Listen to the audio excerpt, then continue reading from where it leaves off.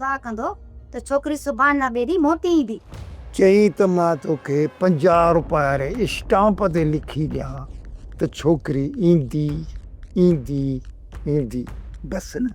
अदा हाशिम 2-3 दफ़ा सुहिणी जो रिश्तो मूंखां घुरियो अथई शेरल लाइ। शेरल लाइ घुरियो, शेरल जे लाइ घुरियो, शेरल को मथो लथो। अच्छा ये शेरल खे ॾियूं जय कने नानीअ मुहांडे पहिरीं छोरीअ खे अचणो त ॾे। यार बाबा खेरनि सां आदि अची वेंदी ऐं इहो रिश्तो उते सही आहे, पहचान उते वधी ख़ुशि रहंदी। बाबा पहिरीं छोकिरीअ खे त अचणो त ॾियो न, पोइ सोचींदासीं त छोकिरीअ जो किथे रिश्तो करे।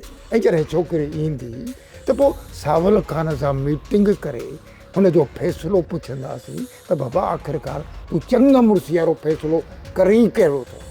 छो बाबा फ़ैसिलो त इहो ई थियलु हो न त छोरीअ सां वरी वही संग चिटीअ में त सावल वारनि खे इहा छोरी फासाइणी। हाणे जेकॾहिं सावल पंहिंजे फ़ैसिले ते स्टैंड पए माना बीहे थो त पोइ बाबा छोकिरी त हुननि खे ॾियणी पवंदी। अॻियूं ॻाल्हियूं सभु ख़तमु, जॾहिं उहो रेस ई न आहे रहियो त पोइ हुनजा फ़ैसिला छाजा? यार बाबा चाकर खान जो को बि फ़ैसिलो न आहे मञणो, न ई हुन ते अमल करिणो आहे। इहो छुटल कारतूस अथई।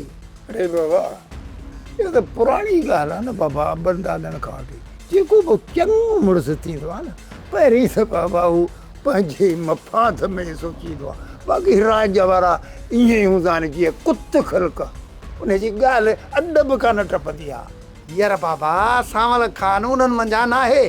हाणे असांजे लाइ सावल ख़ान सोन जूं देगियूं विराईंदो ऐं असां गंढड़ियूं ॿधी घर खणी हलंदासीं। लानत ई गोड़ ॾेई। यार बाबा लानत खां सवाइ कॾहिं दुआ बि ॾींदो कर। अड़े दुआ जहिड़ो मूं छुमंदो हुजे त दुआ कया ऐं ही लानत ठहियल लानत रहंदो सां कोई छा कंदो ऐं ही लोड छेंड खे जे वक़्त में ॼाण।